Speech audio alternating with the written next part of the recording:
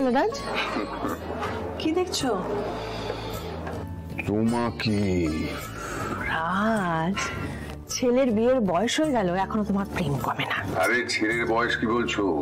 নাতির বিয়ের বয়স হয়ে গেলেও তোমার প্রতি আমার প্রেম এতটুকু কম। সত্যি তুমি পারো। কিন্তু একটা বিষয় নিয়ে না একটু দুশ্চিন্তায় আছি। কি হয়েছে রাজ? ঈশানকে নিয়ে আমার একটু টেনশন হচ্ছে। কেন হঠাৎ? ওই কালকে ও কি একটা কথা বলতে এসেছিল, কিন্তু কথাটা না বলেই চলে গেল। ঈশানের বিষয়টা যে আমারও নজরে আসেনি এমনটা নয় রাজ, কিন্তু আমি খুব একটা আমল দিইনি। আমি রাতে গিয়েছিলাম ওর ঘরে ওর সঙ্গে কথা বলতে, কিন্তু গিয়ে দেখলাম যে ঘুমিয়ে পড়েছে, আর কথা হলো না।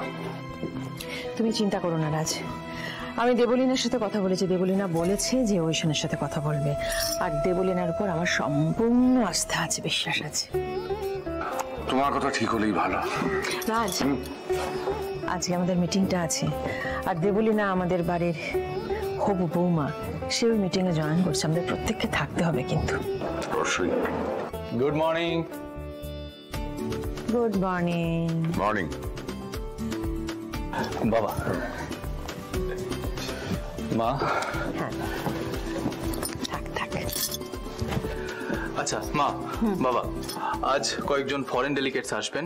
তাদের যদি আমাদের বিজনেস আইডিয়া ভালো লাগে তাহলে হয়তো তারা ইনভেস্ট করতে পারে। ও গ্রেট। হ্যাঁ, এই জাস্ট ওনারা আমাকে ফোন করলেন, তাই আমি তোমাকে বলতে এলাম। Very good, very good. আসতে বলো আয়ুষ ওনাদের, গাঙ্গুলি পরিবারে ওনাদের আপ্যায়নের কোনো ত্রুটি থাকবে না। ঠাকুর, ঠাকুর তুমি দেখো, দেবলীনা ম্যাডাম যেন কালকের ঘটনা ভুলে যায়। তুমি দেখো। কই দেখি, এ কি আমাদের দীপালি কোথায়? হ্যাঁ, দীপালি কি ওই নতুন মেয়েটাকে রান্নাঘরের দায়িত্ব দিয়ে আবার ভাইকে দেখতে হাসপাতালে চলে গেছে নাকি? দীপালিদি তো কাল হাসপাতালে গিয়েছিল, আজকে তো যায়নি। ও মা, কাল গেছিল? তাহলে আমাদের দেবলীনার বাড়িতে খাবারটা কে পৌঁছলো কালকে? কেন ম্যাডাম, কুসুম নিয়ে গিয়েছিল তো। কুসুম? হ্যাঁ, তুমি কাল আমার বাড়িতে গিয়েছিলে? দেবলীনা ম্যাডাম, আমি। হ্যাঁ ম্যাডাম,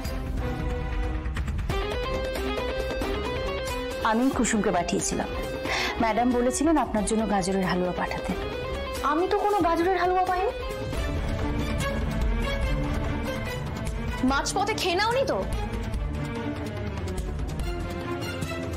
নাকি ওই গাজরের হালুয়া তুমি রাস্তায় বিক্রি করে টাকা ইনকাম করেছো?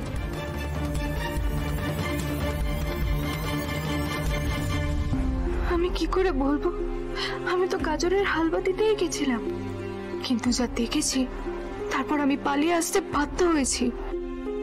চুপ করে আছো কেন? উত্তর দাও। দেবলীনা ম্যাডাম, আমি ওকে পাঠিয়েছিলাম ঠিকই, কিন্তু ও আপনার বাড়ি অবধি পৌঁছতে পারেনি। মানে? ম্যাডাম, ও তো এখানকার রাস্তাঘাট কিছুই চেনে না, তাই আমি টিফিন বক্সটা মাঝপথে ওর কাছ থেকে নিয়ে ওকে বাড়ি পাঠিয়ে দিয়েছিলাম। দীপালি পিসি আমার জন্য মিথ্যা কথা বললো? তুমি গিয়েছিলে বুঝি আমার বাড়িতে? না ম্যাডাম। হ্যাঁ, কি একবার তখন থেকে বলছো ও গেছিল, তারপরে বলছো আমি গেছিলাম, তারপর বলছো আমি যাইনি। গেছিলটাকে আসলে শুনি?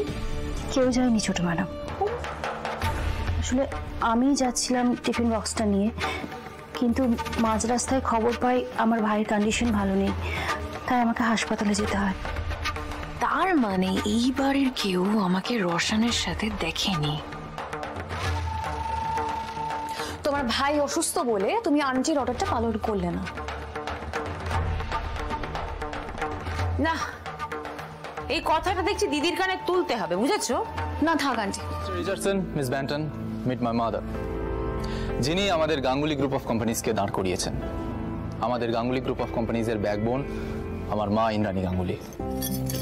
নমস্কার। Nice to meet you. Thank you.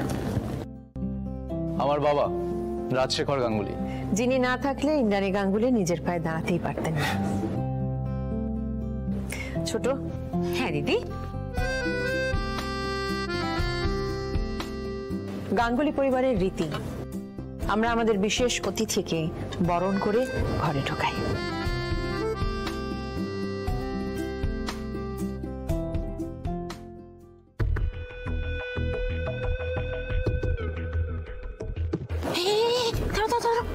তুমি এখানে কি করছো? ম্যাডামের সঙ্গে একটু দরকার ছিল ছোট ম্যাডাম। মানেটা কি? দিদি এখন কাজকর্ম ছেড়ে তোমার সাথে বসে খুশ গল্প করবে?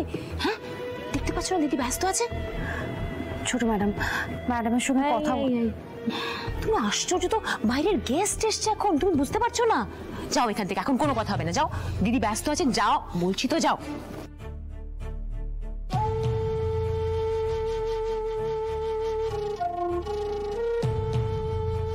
কন্টিনেন্টাল কুক আসেনি সেই খবরটাই দিতে এসেছিল তো, কিন্তু মীনাক্ষী থাকতে সেটা তো সম্ভব নয়, তাই না?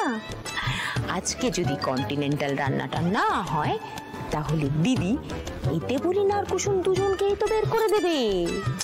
আরে বাবা, এক ঢিলে দুই পাখি মারার চান্সটা আমি ছাড়তে পারি? আপনারাই বলুন না।